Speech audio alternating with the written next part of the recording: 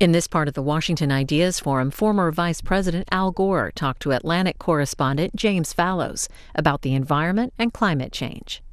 This is 25 Minutes. Morning.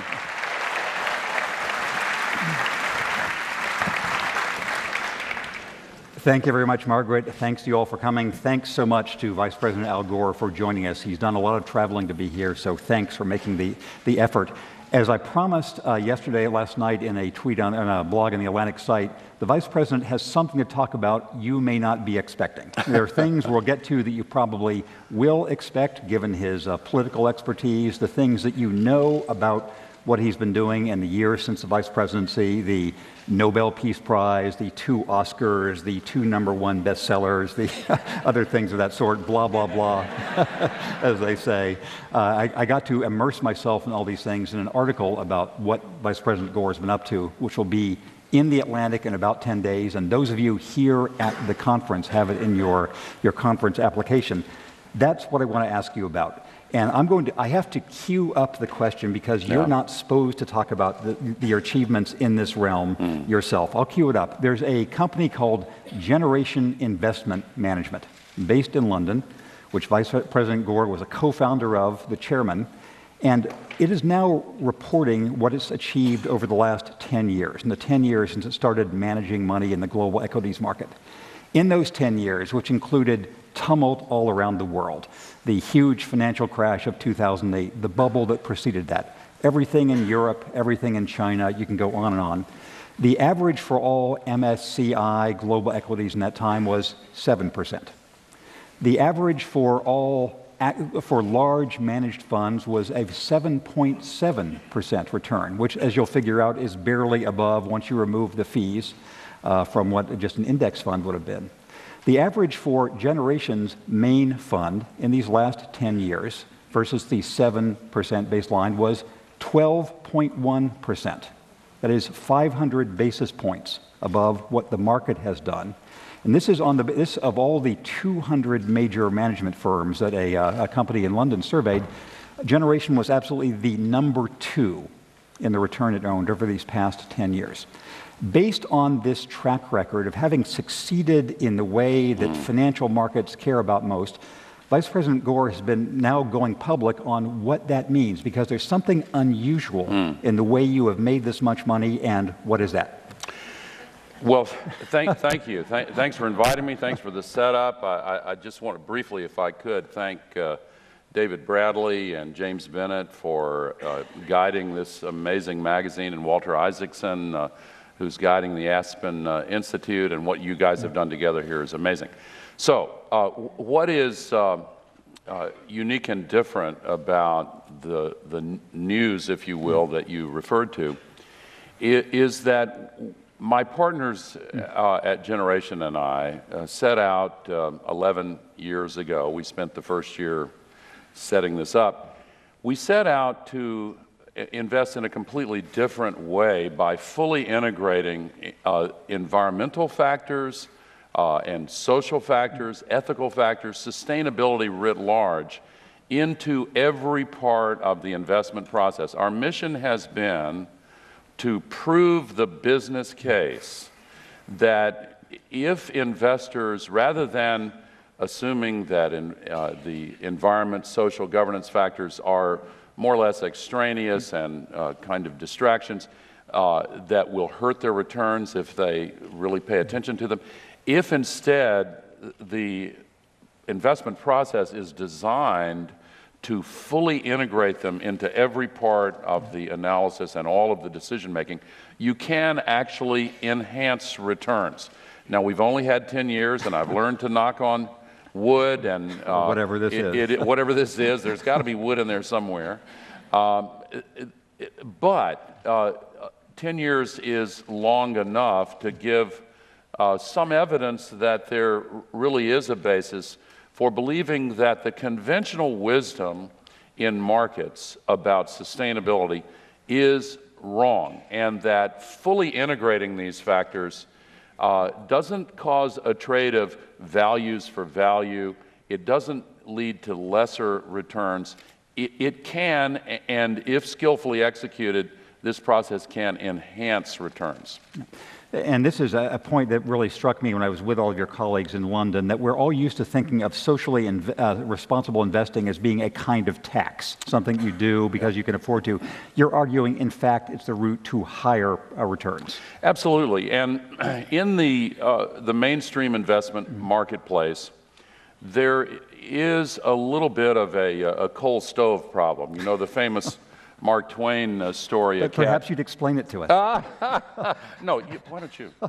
There's a riff in my piece about how much Vice President Gore enjoys explaining things. So please. And then the next paragraph begins, so let me explain. And I think we may share some of that. Mark Twain once said, a cat burned on a hot stove won't sit on a hot stove again, but won't sit on a cold one either.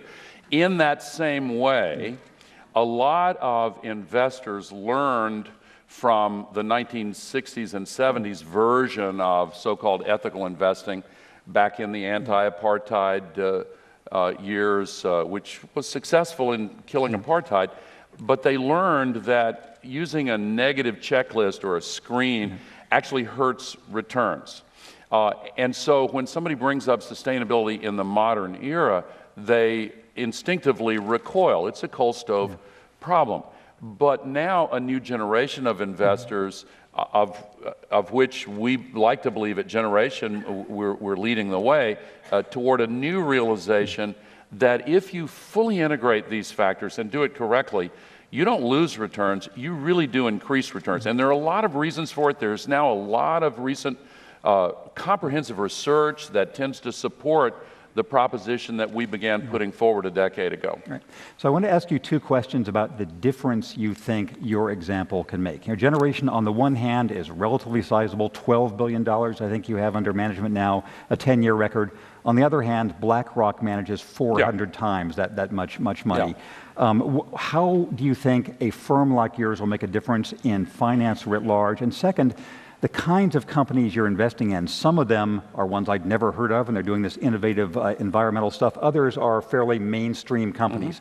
How do you think you're going to make a difference in finance and with the kind of companies you support? Well, first of all, in markets, when a new model is proven over a sufficient period of time to produce better results, it attracts imitators, it attracts interest from those who want to do better. And of course, as you said, it's a Darwinian process.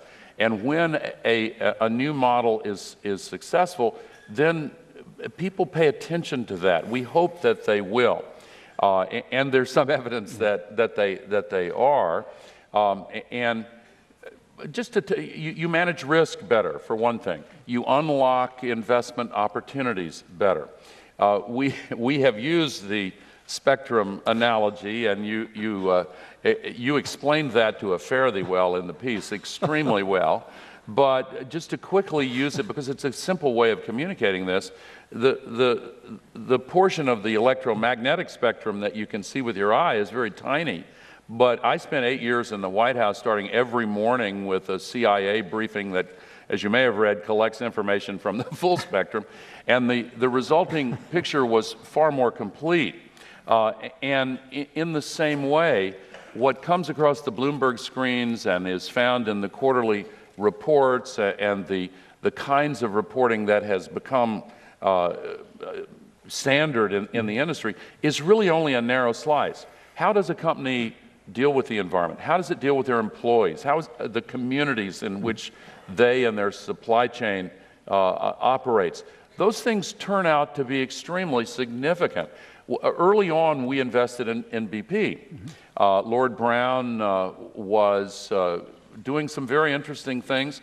Then they expanded into North America, and our analysts began to suspect that the safety culture and environmental culture that they had in the UK had not been extended into North America. Long before Deepwater Horizon, because of these concerns, they noticed a refinery fire in Texas and then a pipeline accident in Alaska. They dug deeper and said, we got to get out of this, and we did. Not too long after that, the Deepwater Horizon event took place. It was avoidable, but most conventional analyses did not include their safety culture, their environmental management. But the point is, that's not just a feel-good add-on, it is central to the success or failure of a business like that. And in other kinds of businesses, like financial services business, the human culture is really central. And if you understand more about how they're managing their people and how they're spreading their values throughout the workforce, you will learn more than simply looking at these quarterly reports. I make a little joke in the piece about how you spend half your time on climate realities and half your time on technology, another half on generation, another half on something else. With what half of your time do you, what do you anticipate doing on the sustainable capitalism beat? Is this something where you're going to now, having the 10-year record, are you going to be an active sort of public debater on this front? Absolutely. And my co-founder David Blood and I have been writing a lot of op-eds in the Wall Street Journal, Financial Times, et cetera, and also in the trade press that serves the financial services industry. We give 5% of our profits to a foundation that completely focuses on sustainable capitalism. There is an ideological hegemon in the world today, democratic capitalism. Both halves of that compound ideology are now under siege. Democracy has been hacked. Capitalism is in need of reform, serious reform. The short-termism that has been bemoaned by some of the leaders of the biggest firms in global markets is really hampering the success of capitalism in building value and reaching its goals. The repeat and increasingly frequent crises that now radiate globally much more frequently because of the emergence of Earth Inc., a really interconnected global economy, the ignoring of central factors like the failure to measure the impact of negative externalities like pollution and the depletion of natural resources, positive externalities like the investment in public goods, inequality of wealth and incomes. So now we see these financial reports that say, oh, great, GDP's gone up 3.5%, and then you look closer and median income's gone down 3.5%, pollution has gone way up, depletion of resources has gone way up, and inequality has gotten out of control, and there is a dearth of investment in public goods like education and healthcare and environmental protection. And this is true everywhere the dominant version of democratic capitalism is being pursued. That needs to be changed. And in the capitalism part of that, it's really important to adopt the kinds of reforms that more and more people are seeing are greatly needed. There's a lot more to say about generation and sustainable capitalism, and I refer you to the next issue of The Atlantic. Let me now turn to... I have to say one other thing, and I don't want to flatter you publicly on stage. I've been doing this for 10 years. I learned a lot about what I thought I understood from Jim's article, and I really commend it to you. Go ahead. Thank you very much, and thanks for all the time that your people spent on it. We could spend hours or days with your whole view of the world's climate situation right now. If you were spending 3 or 4 minutes giving us what we should think of as the state of events, what the despair versus progress versus next step net assessment, what's the overview on Al Gore's sense of the climate as of 2015? Well, if you drew an analogy to a sporting event, we're really behind on the scoreboard and the time is running down, but the momentum has shifted and everybody can feel it, and there's just enough time on the clock to score enough points to actually win. I think we are winning. I think that we have just in the last couple of years begun to cross the tipping point. You see it with the Pope's visit to the United States. You see it with China's announcement of a cap-and-trade system, with President Obama's success in mandating reductions in CO2. And in Paris, we're going to get an agreement in December. But what do I mean when we're behind on the scoreboard? we're still, on a global basis, putting 110 million tons of heat-trapping pollution into the atmosphere every single day. And the cumulative amount of man-made global warming pollution is now trapping as much extra heat energy in the atmosphere as would be released by 400,000 Hiroshima-class atomic bombs exploding every day.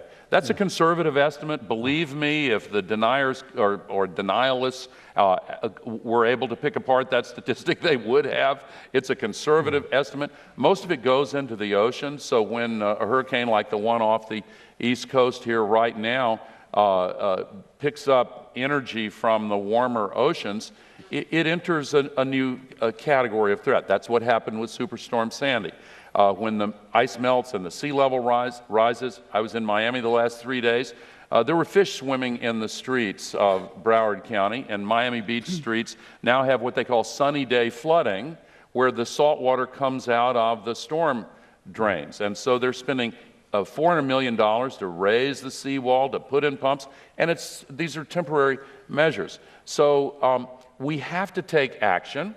It really represents a collision between the way we've organized human civilization and the surprisingly fragile ecological system of the Earth, the most vulnerable part of which is the very thin atmosphere. We've quadrupled population in the last century. Our technologies are more powerful. And the short-term thinking that is also reflected in our current capitalism, also in our current politics and culture, is driving this collision. But people are awakening to it.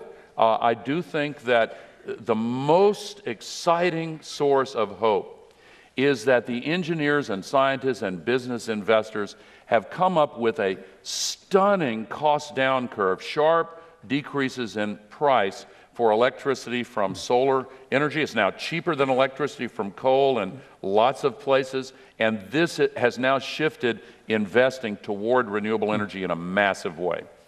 This is oversimplified, but I'll ask it, if there was a single thing you would like people listening to you to do or to think or to change, what is the next step you would most like an audience to do? Well, it's important to change to more efficient light bulbs and windows and so forth, but it's more important to change laws. In order to solve the climate crisis, we really have to address the democracy crisis. And that's another whole subject, and we may or may not want to get into that here, but individuals can have more influence than they realize. When you go into the marketplace, businesses actually do pay a lot of attention to the increasing numbers that are asking for greener products and technologies, and the business community is leading the political community now. It's really incredible.